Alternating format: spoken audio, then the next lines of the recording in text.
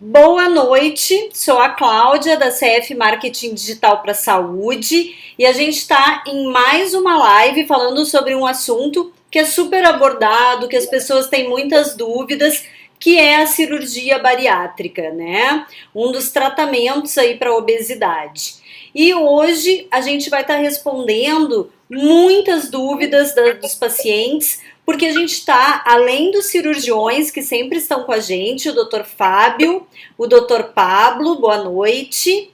Boa noite. Nós estamos também com duas convidadas muito especiais, porque são de especialidades onde existem muitas dúvidas, né? Que é a endócrino, doutora Tatiana, e a doutora Mariana, que é a ginecologista, certo? Certo, boa noite. Boa noite, meninas. Então, até para eu explicar um pouquinho para vocês como é que funciona. Durante a semana, a gente deixa bem à vontade para o público fazer perguntas, trazer questionamentos, e o objetivo principal dessa live, das lives que a gente faz, é responder, trazer as respostas para essas dúvidas, tá bom? Então, o doutor Pablo vai conduzir aí as perguntas da semana com vocês. Uma boa live para todos nós. É isso aí. Obrigada.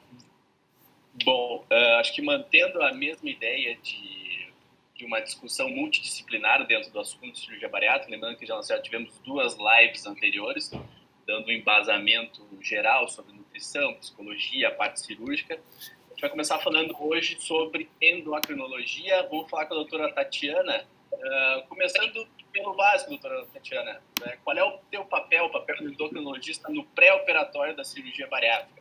Manejo do diabetes, da hipertensão, da dislipidemia, enfim. Conta um pouquinho mais aí. Tá joia. Primeiro eu queria agradecer o convite para essa live, que eu acho um assunto extremamente importante, né? Nós endocrinologistas viemos batalhando muito nos últimos anos aí para que a obesidade seja melhor reconhecida nos consultórios médicos também, né? Que os pacientes pensem nela como uma doença e que os colegas médicos também a tratamento, assim como encaminham pacientes hipertensos, pacientes diabéticos, né? Então é um assunto que eu gosto muito de falar. Em relação ao papel do endocrinologista, então, nessa avaliação pré-operatória, como a gente tem essa abordagem multidisciplinar, o paciente obeso, idealmente, deve já vir sendo acompanhado por nutricionista, físico, terapeuta, né? E tem cirurgião, e tem dentro desse componente desses profissionais o endocrinologista como principal clínico, né? E o nosso papel nisso é, além de avaliar a indicação da cirurgia bariátrica junto com o cirurgião, colocar o paciente dentro daquele IMC, saber qual é a indicação, qual é a urgência, se ele passou por um tratamento clínico prévio, qual foi a resposta a esse tratamento. A função do endocrinologista nesse papel pré-operatório é também de manejar e compensar os distúrbios metabólicos e endocrinológicos associados à obesidade.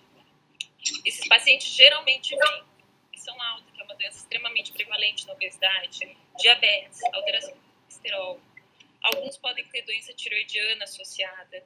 E nós temos que compensar muito essas doenças no pré-operatório para que o desfecho da cirurgia seja com o menor risco possível, para que ele tenha um transoperatório tranquilo e para que o pós-operatório também seja da forma como a gente deseja, com o menor risco possível.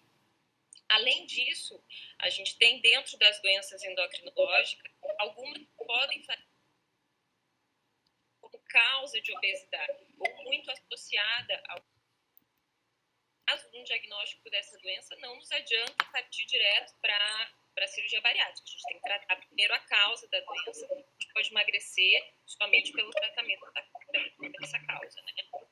Temos ainda patologias ovarianas associadas à obesidade, né? Que talvez a Mariana comente, não sei, mas como ovários policísticos, que a gente também não sabe dizer ainda até hoje, né, Mariana, o que vem antes e o que vem depois, se a obesidade é o fator de para a síndrome de ovários policísticos ou o contrário, porque a gente sabe que elas estão associadas. E é uma doença que tem que ser avaliada antes, o tratamento do paciente também tem que ser otimizado para isso. Temos ainda a mais famosa de todas, e que é a que os pacientes mais entram no meu consultório dúvidas em relação a isso, né? Que acham que estão obesos por ter alguma disfunção da tireoide. Então, o hipotireoidismo, que é a doença da tireoide, a queda da produção da tireoide, e que, teoricamente, estaria associada a um ganho de peso, é uma doença extremamente prevalente atualmente. A gente faz muito diagnóstico de hipotireoidismo. Geralmente é autoimune, mas pode acontecer com pacientes que fazem cirurgia de tireoide também, tiram a tireoide para fazer hormonal. Mas a obesidade em si não é associada diretamente à tireoide.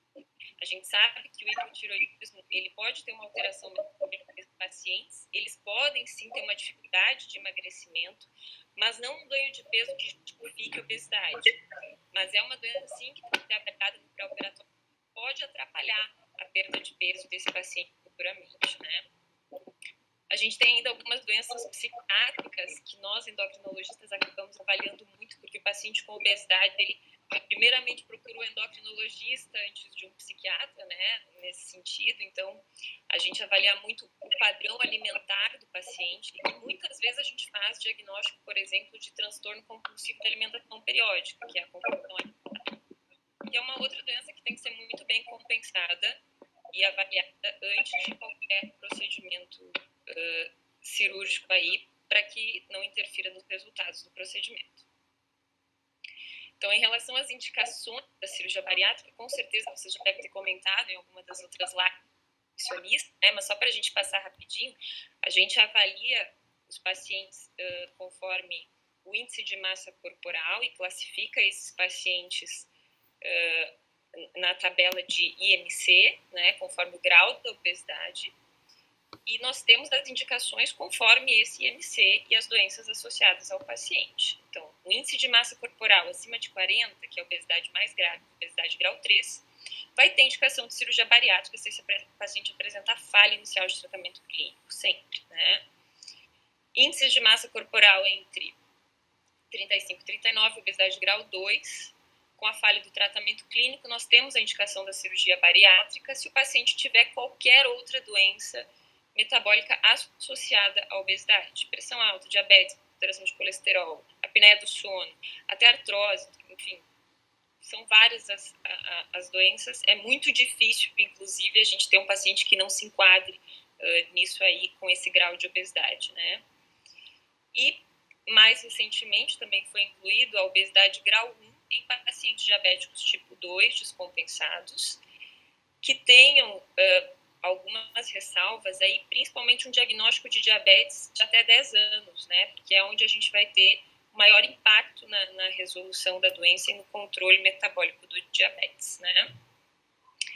Então, acho que essas aí são as principais indicações. É importante, eu acho que o mais importante de falar nessa avaliação inicial é que tanto o endocrinologista quanto o clínico que esteja avaliando esse paciente obeso entenda que o tratamento clínico ele não pode ser postergado a tão longo prazo assim, da gente deixar a cirurgia bariátrica como aquela última opção de tratamento. A gente sabe que existe um preconceito, um medo do risco cirúrgico ainda, né, que já é muito menor, mas esses pacientes realmente têm muito benefício com o tratamento cirúrgico e nós temos que saber avaliar falha de tratamento clínico.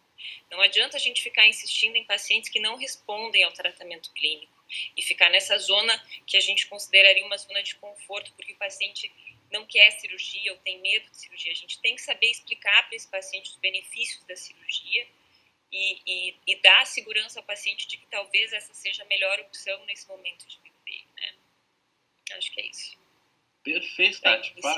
Não, acho que fez um apanhado bem bom aí do papel, das indicações. Achei muito bom o teu resumo, muito bacana. Acho que agora eu vou passar um pouquinho para a doutora Mariana. Tem várias perguntas em relação à parte ginecológica que os pacientes fazem, enfim, é uma dúvida muito corrente. Primeiro, Mari, quais as vantagens de se realizar a cirurgia bariátrica nas pacientes com idade fértil? Assim, o que elas ganham com a cirurgia bariátrica? Bom, primeiro, boa noite a todos. Também gostaria de agradecer o convite. Boa noite. Então, assim, muitas vezes a ginecologista, ela acaba sendo a primeira pessoa que acaba entrando em contato com essa obesidade dessas mulheres que muitas vezes são jovens e, né, a maioria está em período fértil. É absolutamente comum na prática de consultório que a gente encontre meninas jovens, né, 20 anos, 24 anos, 25 anos, tentando engravidar, e com IMC ali maior que 30. E muitas vezes elas são classificadas assim, como, eu sempre fui gordinha, né, eu não tenho nenhum problema de saúde, minha família tem esse padrão, e a gente acaba postergando, como a doutora Tati disse, né, tanto tratamentos clínicos, por essa ser uma característica da paciente, enfim, da família da paciente, e também de fazer tratamentos cirúrgicos, né? O que a gente observa? Geralmente a obesidade, ela traz junto a infertilidade, porque o ciclo pode ficar anovulatório, né? E elas podem ter muita dificuldade de engravidar. Então, às vezes são meninas assim, jovens, mulheres jovens, que vêm no consultório com queixa assim, doutora, eu tento engravidar há 5, 6 anos. Aí tu vai ver, é estilo de vida, é uma obesidade ali que não é tratada, que não é diagnosticada. Então, assim, claro, primeira coisa é sempre o tratamento clínico, né? Então, acho que cabe a nós, ginecologistas, identificar essa alteração, conversar com muito jeito, porque nem sempre isso é aceito, né? Então, as pacientes, às vezes, apresentam uma resistência, encaminhar para a equipe multidisciplinar, endocrinologista, e, a partir daí, ser identificada essa necessidade de fazer uma cirurgia. Eu tenho muitas pacientes gestantes de alto risco, que a gente considera alto risco, pós-bariátricas, e que o desfecho gestacional é muito melhor depois da cirurgia, tanto de fertilidade quanto desfecho na gestação, do que gestantes obesas descompensadas. Então, é muito importante que a gente consiga identificar essas pacientes no período pré-concepcional e tratar, né? Tanto clinicamente quanto de forma cirúrgica, para que a gente possa ter uma gestação saudável, enfim, tranquila, com menos desfechos desfavoráveis possíveis. Então, assim, é muito importante a gente identificar, porque melhora a qualidade de vida, né? Diminui alterações metabólicas futuras também, porque muitas mulheres que fazem diabetes gestacional, isso a Tati pode confirmar, acabam ficando diabéticas no futuro, hipertensas. Então, isso é muito importante da gente tratar e aconselhar corretamente elas procurarem essa ajuda, esse tratamento, né? Perfeito, perfeito. Bom, já falando sobre isso, então, quais seriam os riscos associados à gestação, especificamente nas pacientes obesas? Quais os riscos implicados da obesidade nessas pacientes? Quais são os problemas? Olha, inicialmente a gente pode dizer dois muito, muito comuns, tá? Diabetes gestacional, que é uma doença gravíssima em gestação. A gente fica muito preocupado porque ela é uma doença silenciosa, digo isso sempre no consultório, porque muitas vezes a paciente fala, doutora, mas eu não sinto nada, eu me sinto super bem, eu tô ótima. E não, na verdade, é uma doença muito grave, ela pode acometer o feto de várias maneiras. O desfecho pior é o óbito fetal, né? Então, tu imagina, a tua gestação tá indo toda bem quando vem o neném morre dentro da barriga. Vou te dizer, a maioria dos óbitos fetais intraúteros que eu vi foram de diabéticas gestacionais descompensadas, né? Então, assim, dificilmente isso acontece de graça, né? Isso é uma consequência de muito tempo. Outra alteração muito importante é a pré-eclâmpsia, né? Hipertensão gestacional. Então, são doenças muito prevalentes na população em geral, mas que aumentam muito, né, com a obesidade. Perfeito. E, bom, levamos a paciente à cirurgia, então, paciente tinha indicação, fez a cirurgia bariátrica. Primeira coisa, por quanto tempo essa paciente deve ficar sem engravidar e qual o método contraceptivo ideal que tu indicaria para essas pacientes nesse período, especificamente? Isso a gente tem que cuidar muito, porque, assim, as pacientes, 80% das pacientes que fazem bariátricas são mulheres. Vocês podem dizer se eu estou certa ou se estou errada. Dessas, metade está em idade fértil, né? E é impressionante, assim, faz a cirurgia bariátrica, retorna a ovulação e engravida. E daí o perigo delas engravidarem é justamente nesse período que ainda elas estão descompensadas metabolicamente. Então, qual é o período ideal para engravidar? É quando elas conseguem recuperar essas deficiências nutricionais, quando elas conseguem deixar de... Porque tem um período que tu fica perdendo peso, né? Geralmente, assim, os artigos, eles falam de 12, no mínimo 12 meses, mas o ideal é 24 meses, tá? Todos os desfechos são mais favoráveis quando a mulher consegue engravidar só 2 anos depois da cirurgia. Então, dá tempo dela compensar metabolicamente, dá tempo dela perder o peso que ela deveria ter perdido, dá tempo dela, né, recuperar a massa muscular, massa magra. Então, tudo isso é muito importante no desfecho da gestação. Perfeito. Bom, e o método contraceptivo, qual que tu indicaria nesse período? Então, o melhor método contraceptivo para pacientes que fazem bariátrica pela cirurgia poder apresentar dificuldade de absorção, né, é algum método que não seja via oral, tá? Preferencialmente, a gente fala nos DIUs, né? Pode ser o de cobre, pode ser o com levonorgestrel, tá? Algumas pacientes também, a gente, dependendo do IMC, a gente pode fazer uso do injetável, tá? Mas, assim, o que eu acho mais adequado é métodos não orais, tá? DIU, por exemplo, eu acho que é a melhor opção para todas essas pacientes que não desejam, não podem, na verdade, ter filho nesse momento. Principalmente adolescente, isso é muito importante. A gente tem operado muito adolescente e adulto jovem, não pode, porque, assim, adolescente transa mais que as outras pessoas, né? Então, assim, a gente tem que focar nisso, porque aumenta muito o risco se elas engravidarem nesse período, né? Risco de síndrome desabsortiva, né? De nenê que não cresce dentro da barriga, restrição intrauterina. Então, por isso que é importante a gente dar ênfase para esses tratamentos, para essa precaução, né? Tá bem. Bom, fizemos a cirurgia bariátrica, a paciente botou um DIU, tudo certinho, resolveu ter uma gestação. Depois de 2 anos, teve uma perda de peso ótima. Quais são os riscos dessa gestação, então, pós-cirurgia bariátrica? A paciente teve todo o pós-operatório ok, o que tu tem que cuidar? O que a paciente tem que cuidar nessa gestação aí pós-cirurgia bariátrica? A gente acaba fazendo um pré-natal mais cuidadoso, né? Porque a gente sabe que, por ela poder ter uma dificuldade de absorção, ela pode ter um nenê com restrição de crescimento. Então, esse acaba sendo nossa maior preocupação, né? Isso leva a maior risco de chance de parto prematuro, né? Tem muita intervenção por cesariana, pelas intercorrências. Às vezes, os pacientes chegam no consultório: doutora, eu queria ter um parto normal. Sim, dá para ter parto normal, mas a gestação tem que transcorrer maravilhosamente bem. Então, assim, esses são os riscos que a gente apresenta, que são os maiores, né? Um nascimento prematuro, principalmente por uma deficiência de nutrientes, que vai levar a uma restrição de crescimento fetal inadequada, acabando numa cesariana de um bebezinho que nasce um pouco antes. Então, esses são os riscos maiores que a gente tem que ter em mente. Fora, né, se a paciente, porque isso acontece muito também, pós-bariátrica, não faz... Eu tenho muitas pacientes no consultório que fazem bariátrica, não fazem controle de B12, não fazem controle, né, para ver se tem anemia.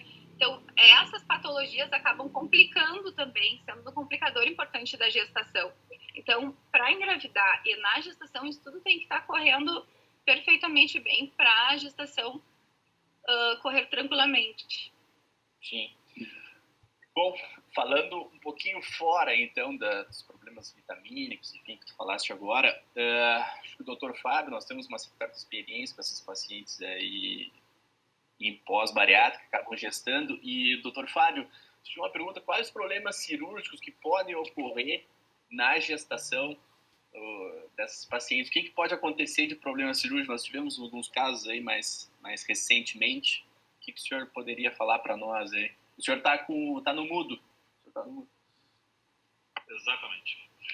Bem, inicialmente, parabéns tanto a Tatiana quanto a Mariana pelo resumo, enfim, de um tema tão complexo, é justamente o que envolve a cirurgia bariátrica. Quando a gente fala sobre obesidade, é um nome tão simples, mas na realidade é um literalmente um mar de patologias e de mecanismos envolvidos num só nome, que a gente acaba tentando resumir em obesidade. Vai desde hipertensão, diabetes, distúrbios fisiológicos, entra na questão ginecológica, e a gente poderia ir por uma série de especialidades diferentes. Tá?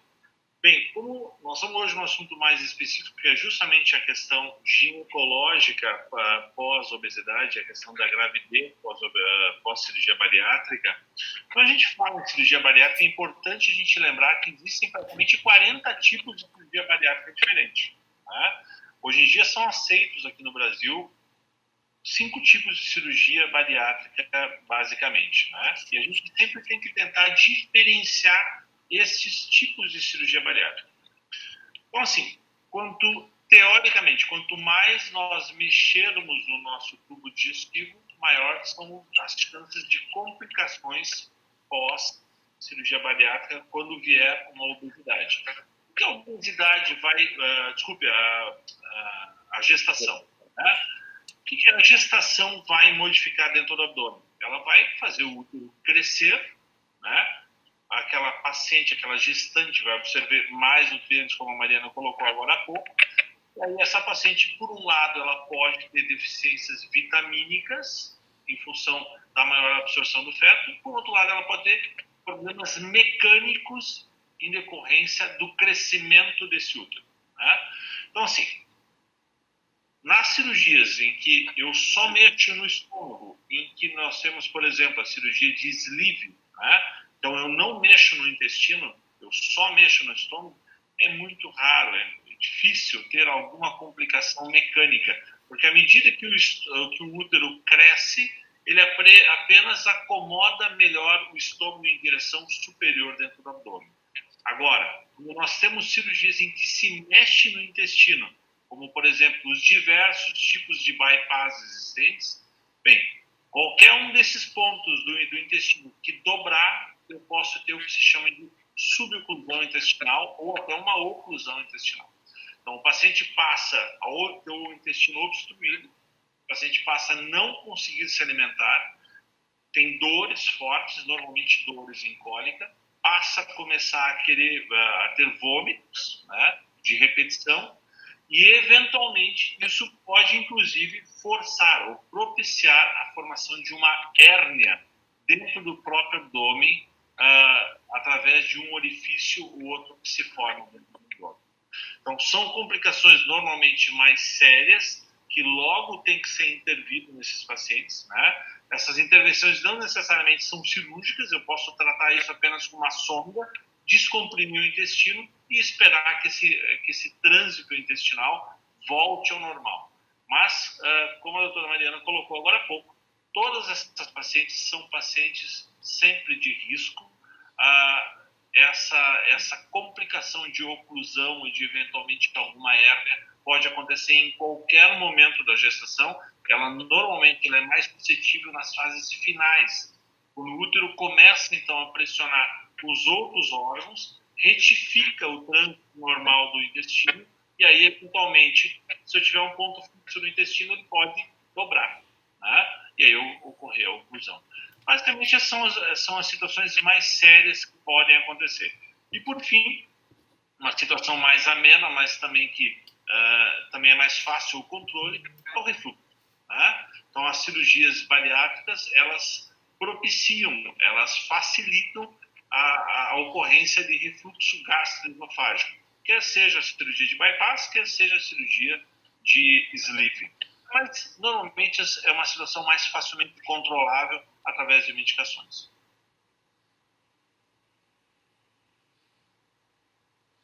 Tá no mute, Pablo. No mute também. Complementando, então, o que a doutora Mariana falou, que é um assunto extremamente importante, que os pacientes querem saber bastante. Doutora Tatiana, sobre o diabetes gestacional, então, fala um pouquinho para nós aí sobre o rasteio na gestação, tratamento, enfim, dá uma palhinha para nós, um resumo. Bem, um resumo. O diabetes na gestação, ele acontece principalmente porque a placenta começa a secretar alguns hormônios que interferem na resistência insulínica. né? E a maioria das pacientes acabam compensando isso, aumentando a produção de insulina. As que não compensam isso, acabam desenvolvendo a gente chama de diabetes gestacional. Hoje é muito mais evidente isso na prática clínica, me daria com certeza, principalmente porque o principal fator de risco para o diabetes gestacional é o excesso de peso. E a gente vê aí que a população tem ficado mais obesa, né? Então, além do diabetes gestacional, nós temos pego muito também no consultório pacientes diabéticas tipo 2, que fazem o diagnóstico na gestação. Que são pacientes jovens, obesas, que não costumam fazer exames de rotina. Quando fazem aquele exame durante a gestação, né, as triagens gestacionais, e aí descobrem que são diabéticas. A gente consegue diferenciar se é um diabetes prévio à gestação ou se é um diabetes gestacional pelo nível de insulina da paciente, pelo nível de glicose da paciente no diagnóstico, né? A gente pode diferenciar isso. E a triagem, atualmente, ela é feita com teste de tolerância à glicose para todas as pacientes gestantes a partir da 24ª semana de gestação, idealmente entre a 24ª e a 28ª. E só não vai ser feito nas gestantes que já tiverem o diagnóstico de diabetes gestacional no primeiro trimestre, com a glicemia de jejum já em níveis de diabetes gestacional ou de diabetes prévio à gestação, que é o diabetes tipo 2 nesses casos, geralmente associado à obesidade. Então, todas essas gestantes têm que fazer o teste de tolerância na 24ª semana, idealmente, né? Esse teste de tolerância é feito com a ingestão de açúcar e a gente dosa a glicemia em jejum em 1 hora e 2 horas após, e aí a gente vai ter os cortes ali para definir o diabetes gestacional. É importante reforçar o que a Mariana disse, é uma doença completamente assintomática, né? E é por isso que existe essa necessidade da triagem. Então, apesar de ser mais comum em pacientes obesas, qualquer mulher pode desenvolver diabetes gestacional. E o tratamento, ele se dá, na maioria das vezes, somente com mudança de alimentação e atividade física na gestação, né? A maioria dos casos a gente consegue controlar bem com isso. Nos casos que a gente não consegue controlar bem com isso, a gente tem a possibilidade do uso atualmente da metformina na gestação, que já vem sendo muito utilizada com segurança, com estudos mostrando segurança para o bebê e para a mãe, e que nos ajuda muito no tratamento dessas gestantes que tem o perfil principal de resistência insulínica, que é onde essa medicação mais atua e é a medicação mais utilizada no tratamento do diabetes tipo 2 em geral. Ainda. Fora isso, nós temos o uso da insulina, né, que é muito segura, já usada há bastante tempo, e é a medicação mais utilizada, sempre que foi para o tratamento do diabetes gestacional, antes da metformina. Temos, sim, algumas gestantes que só com diabetes gestacional acabam precisando do uso da insulina. E muitas vezes, mesmo com um bom controle glicêmico, a gente tem que lançar mão do uso da insulina devido ao crescimento fetal que permanece, apesar da paciente ter glicemias controladas. Às vezes a gente observa isso, né, Mariana? Vem com glicemias controladas e o neném continua crescendo muito. A gente precisa usar a insulina só para conter o crescimento fetal nesses casos, né? Mas acaba sendo mais raro, né? Graças a Deus. Mas é mais ou menos isso. Não sei se a Mariana gostaria de complementar. Sim. Tati, tu pode me ajudar com uma questão. É muito comum, assim, nós recebermos pacientes, enfim, com cirurgia bariátrica e gestação, e que vão fazer o teste da tolerância e acabam se sentindo mal, tendo aquele efeito bem desagradável pós-cirurgia, que é o dumping, né? Então, tem náusea, vômito, diarreia. Como que a gente pode fazer esse rastreio nessa paciente? Qual que é a recomendação? Então, o ideal é que a gente faça, principalmente nesse período das 24 semanas, que ainda está até o segundo trimestre da gestação, uma glicada que vai nos ajudar a diferenciar se o diabetes é gestacional ou se é um diabetes pré-gestacional. Então, glicadas acima de 6,4 com certeza é um diabetes pré-gestação e a gente não precisa de mais nada. Dificilmente essa paciente escapa daquela triagem inicial da glicemia de jejum, né? E em casos em que o teste de tolerância à glicose não é tolerado, não pode ser feito, a gente pode recomendar a própria tiragem da ponta do dedo, né? E isso já me aconteceu aqui algumas vezes, porque eu tive pacientes que fizeram teste de tolerância à glicose, que deu negativo para diabetes gestacional, mas a obstetra observou o crescimento fetal exagerado da mesma forma. E a gente foi fazer o controle da ponta de dedo e realmente o paciente tinha glicemias compatíveis com diabetes gestacional. E aí a gente tratou como se fosse. Então essa é uma possibilidade, né, de acompanhamento de diagnóstico, fazer o teste da fitinha e os HGTs e observar se aqueles níveis aí em 2, 3 dias de marcação são compatíveis com glicemias normais para gestante. É isso que é importante ressaltar, né? Porque é como a gente está falando, essa paciente muitas vezes ela é metabolicamente não compensada.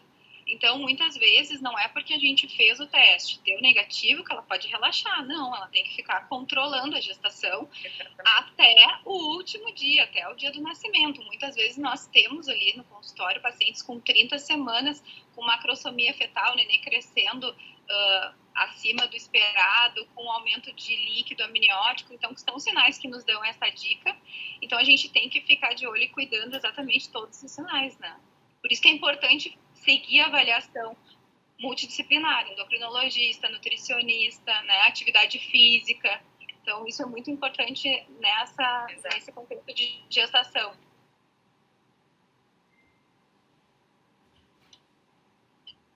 Exato. Olha, mas que belo apanhado, então, sobre diabetes, gestação, pré-operatório, cirurgia bariátrica. Olha, acho que está sendo um privilégio, tanto para nós quanto para quem está assistindo essa live, aprender um pouquinho mais sobre o assunto.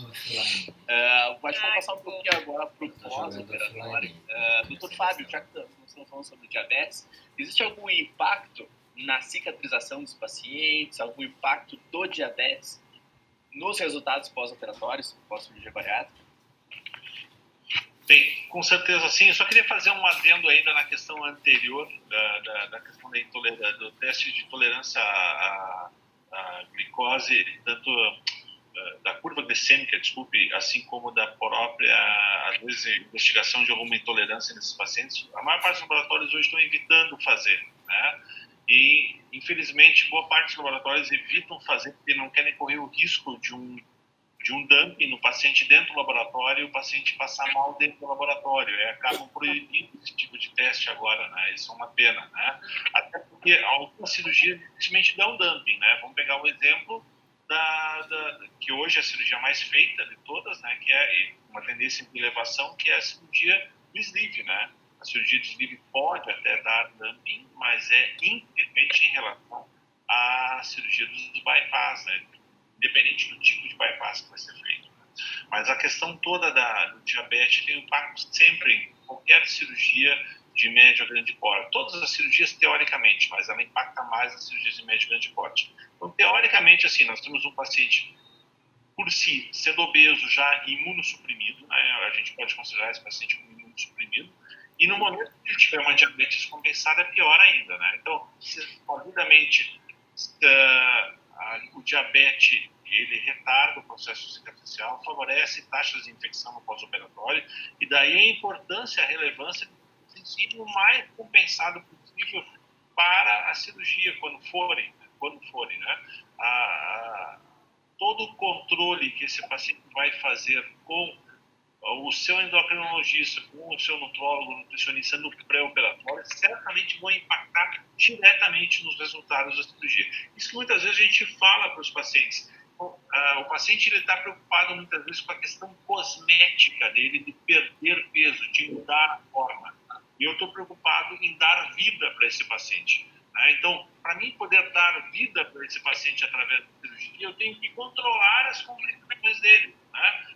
Quais seriam as complicações? Eu sempre digo, ninguém morre de gordo, isso não existe. As pessoas morrem das complicações da obesidade, né? Quer seja hipertensão, quer seja diabetes, enfim, qualquer uma dessas complicações maiores que a obesidade traz. Então, há sim a necessidade, voltando ao tema que o Pablo colocou, de controle do diabetes no pré-operatório, para que no pós-operatório eu tenha menos taxas de infecção, o paciente evolua melhor, tem menos riscos nefrológicos, porque um dos riscos do diabetes é justamente a descompensação fora da situação já renal desses pacientes, que frequentemente vão com microalbuminúria para a cirurgia, né? Ou seja, perda de proteínas pelo rim.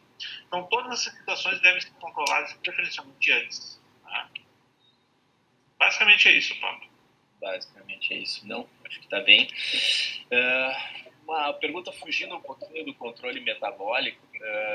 Tem uma pergunta sobre exercício no pós-operatório. Isso é extremamente importante, que os pacientes saibam que eles vão precisar realizar exercício físico no pós. Especificamente, doutor Fábio, quando é que o paciente deve começar exercícios aeróbicos no pós-operatório e quando ele deve e pode começar exercício com levantamento de peso? E já dentro da pergunta, teve uma pergunta importante que foi realizada ontem: quando o paciente pode começar a ter relação sexual? Obviamente, no pós-operatório. Essa é uma pergunta que sempre vem aí no pré-operatório imediato. Até porque não deixa de ser um exercício e não é pequeno, né? Não, é exatamente. Vamos lá.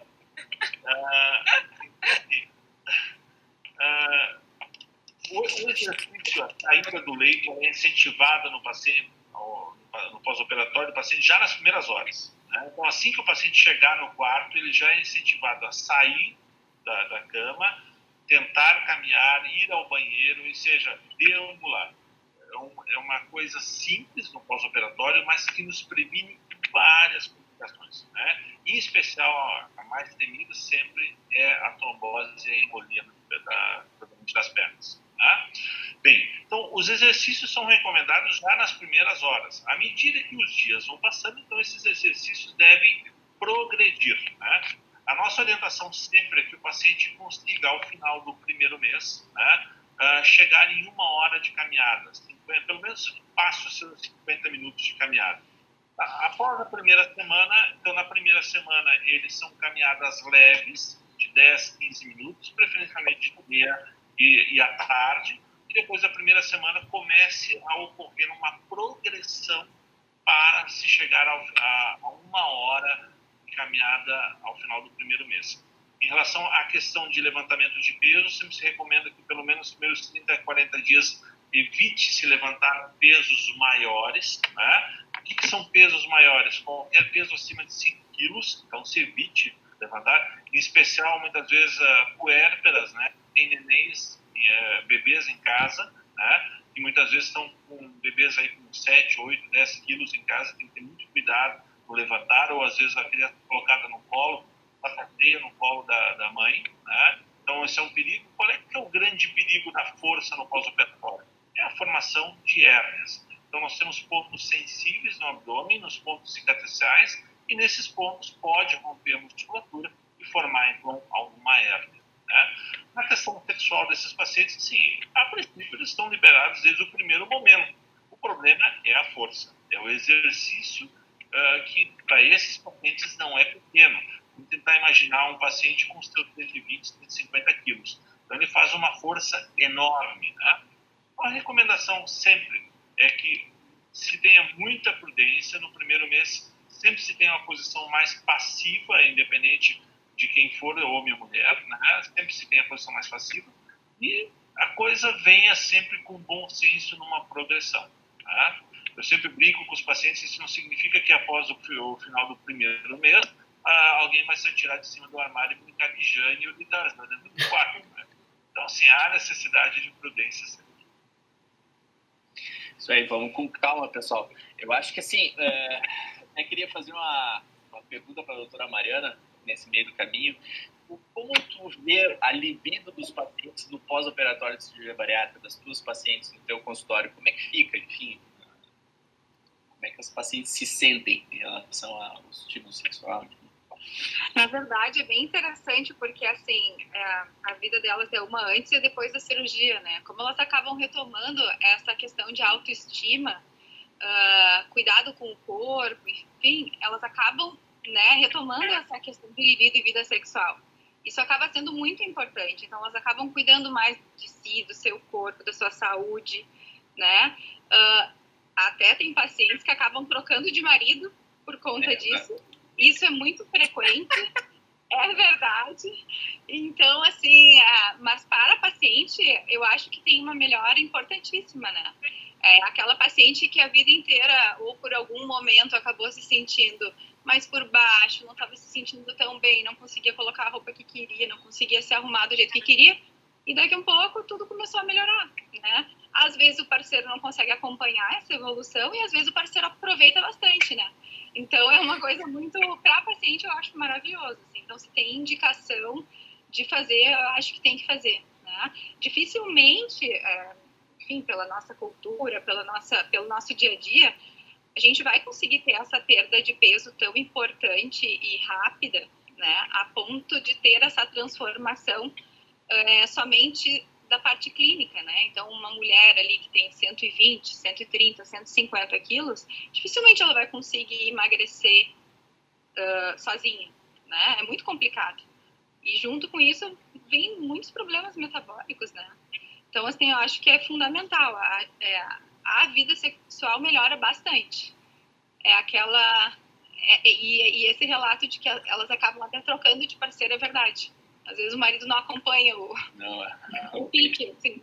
Ou ele tem que soprar junto, né? E muito importante também, a fertilidade masculina melhora muito também pós redução de peso, né? Pós tratamento de obesidade. Então esse é um fator muito importante e muitas vezes quando a gente investiga a infertilidade no consultório, eu sempre digo que a gente investiga a infertilidade do casal. Então a gente faz a anamnese da mulher, mas também faz do homem. Às vezes os homens são mais resistentes, mas a gente também tem que fazer do homem para tentar identificar o que tem de errado ali. Eles renascem na sua autoestima, né? Exatamente. É bacana de ver isso. Exatamente. O impacto na vida das pessoas é impressionante. Esses pacientes que fazem uma cirurgia bariátrica e têm um bom resultado dela. E falando especificamente sobre os resultados metabólicos da cirurgia bariátrica, a doutora Tatiana, especificamente teve um paciente que perguntou sobre a insulina. Tá? O paciente está usando insulina, a cirurgia pode fazer com que ele pare de usar insulina, ou em pacientes que não usam, é possível reduzir ou até parar as medicações para o diabetes? Essa é uma pergunta bem boa, né?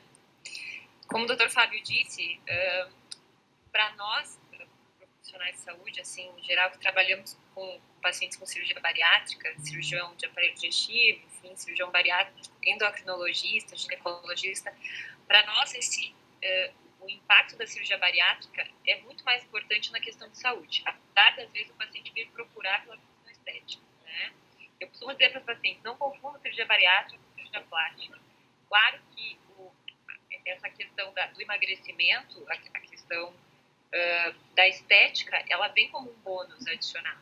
Mas o principal ganho desse paciente, com certeza, é o impacto no metabolismo. Isso acontece por um simples motivo, porque emagrecer melhora o metabolismo. E o tratamento que hoje, que traz o maior impacto no emagrecimento, acima de todos, com certeza, é a cirurgia bariátrica. É a cirurgia que mais traz perda de peso. E por isso que o paciente melhora metabolicamente muito, na grande maioria das vezes. Então, nós temos dados de vários estudos sobre remissão de diabetes e, inclusive, se entrou aquela faixa de MC lá dos pacientes, de 34 pacientes com obesidade grau 1, pensando nesses pacientes diabéticos, principalmente com os pacientes com diagnóstico mais recente. Os estudos falam principalmente em até 6 anos de diagnóstico de diabetes, para que uma perda de peso considerável possa trazer a remissão completa da doença. E aí sim, nós temos pacientes usando medicações orais e até insulina em até 6 anos de doença, podem ter remissão completa da doença com parada total das medicações. Os dados são variados de um estudo para o outro, né? Assim como a gente tem a taxa da recidiva da doença com o passar do tempo. Isso vai depender muito do controle de peso do paciente, né? Do modo de vida que o paciente vai levar a partir de então. Mas esse impacto acontece não só no diabetes, como também na pressão alta. Tem um estudo que foi apresentado no passado no Congresso Americano que mostrou que 70% dos pacientes pós-bariátricos reduziram em até 30% o uso das medicações em geral, para todas as doenças associadas à idade. Então isso é muita coisa, porque a gente sabe que a adesão aos tratamentos vai muito da quantidade de medicação também que o paciente toma, né? Então a gente tem uma melhora total no controle de todas as doenças. E claro que existe esse impasse em relação à questão da insulina. diabetes do tipo 2, atualmente, ele já é visto de uma forma diferente. Antigamente, a gente dividia em diabetes tipo 1, diabetes tipo 2, diabetes gestacional e as outras formas mais raras de diabetes. Hoje, a gente conhece pelo menos 5 espectros de diabetes tipo 2 incluídos dentro desse diagnóstico, né? Então, existem os pacientes mais magrinhos, existem os pacientes com um perfil de resistência insulínica maior, mais associado à obesidade. Existe o perfil de paciente mais idoso, que faz diabetes, mas de um modo mais leve, né? Então, existem alguns espectros. A grande maioria hoje é associado à obesidade. E são esses pacientes que começam o tratamento com medicação oral, com um padrão maior de aumento da glicose por resistência à ação da insulina. E é aí que os antidiabéticos fazem a sua função, os orais, né? As medicações dos orais agem. Mas, com o tempo, a tendência é que esses pacientes evoluam para uma falência das células do pâncreas. Então, aí o paciente vai ter um diabetes misto, né? Ele tem a resistência à insulina, mas ele também não produz mais a insulina. E é aí que entra a necessidade da insulina exógena, da aplicação. E nesses pacientes, talvez, mesmo com a perda de peso, a gente não consiga tirar completamente a insulina, porque nós já temos uma deficiência pancreática e uma necessidade de insulina exógena. Mas isso é super individual, né? Depende muito do tempo do diagnóstico da doença, do tempo que o paciente está usando a insulina. E eu já tive pacientes que emagreceram no consultório sem cirurgia bariátrica, né? Mas tiveram perda considerável de peso e que a gente conseguiu tirar a insulina.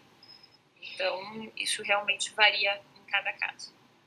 Também, eu acho que um belo resumo sobre o diabetes. De fato, tem alguns pacientes que têm a remissão do diabetes pós-cirurgia.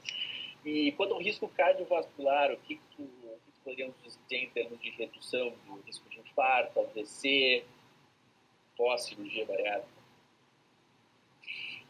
Olha, Pablo, como a gente vê, isso é quase que uma coisa óbvia, né? A gente entende que a cirurgia bariátrica faz o paciente perder peso, melhora o paciente metabolicamente, então, teoricamente, não tem como não reduzir o risco cardiovascular desse paciente. E é isso que os estudos mostram, né? O risco cardiovascular, a redução de morte desse paciente reduz muito pós-cirurgia bariátrica. Teve uma revisão sistemática publicada em 2018, que foi o maior estudo que eu encontrei recentemente, com mais de 23 mil pacientes de vários centros, que mostrou uma redução de morte por todas as causas em 41%, né, dos pacientes que fizeram cirurgia bariátrica em relação a pacientes com tratamento clínico. Então, isso, assim, é uma nítida redução de risco cardiovascular. Isso acontece pela melhora do perfil lipídico, pela melhora do controle da pressão, pela redução do número de medicações e, com isso, a maior adesão aos tratamentos, né?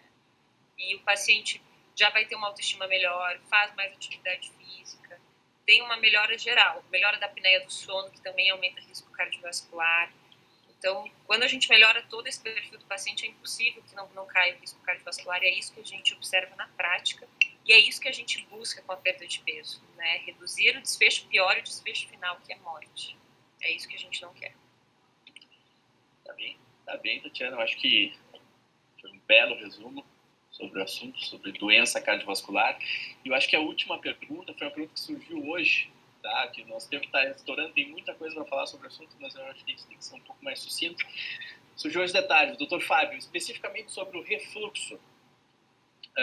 Tem um paciente que perguntou se é possível ele fazer o sleeve, como é que é, se ele tem que fazer o bypass por conta do refluxo. Explica um pouquinho melhor, até porque isso é, inclusive, discussão em congressos dentro do meio médico.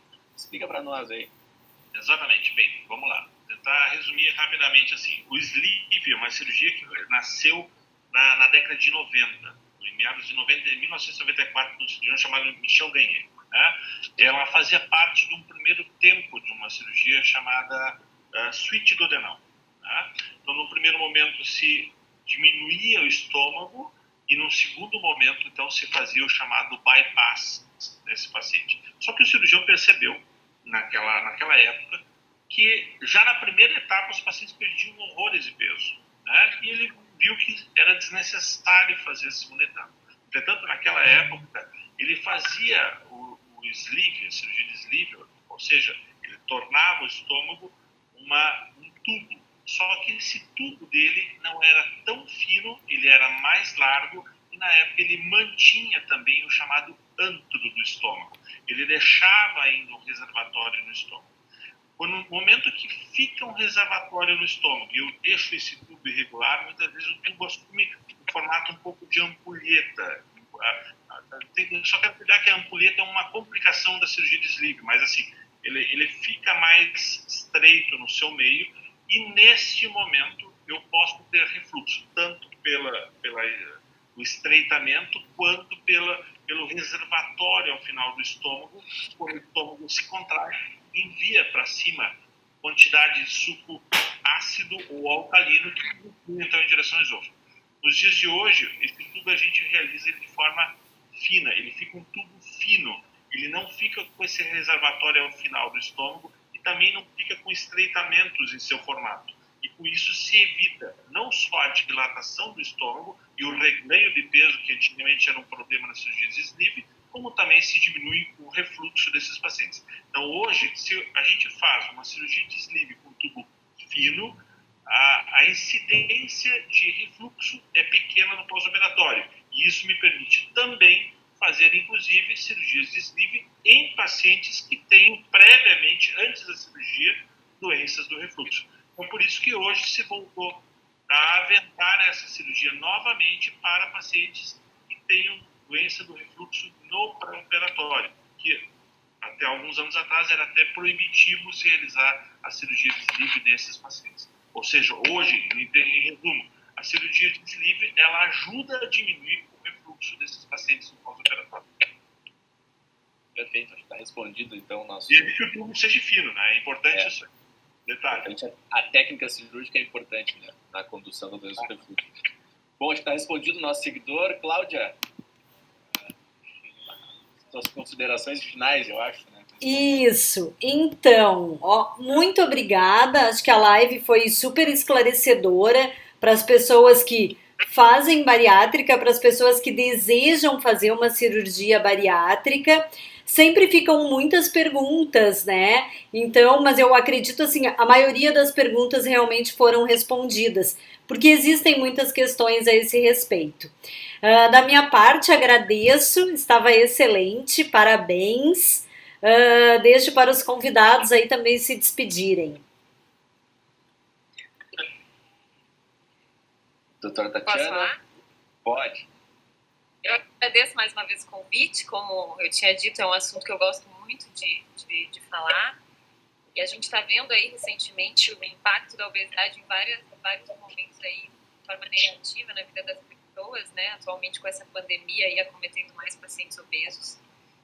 Então é mais um motivo para que todos os profissionais se preocupem realmente com essa doença e encaminhem os pacientes para tratamento, né? Então obrigada, viu, gente? Gostei bastante de participar.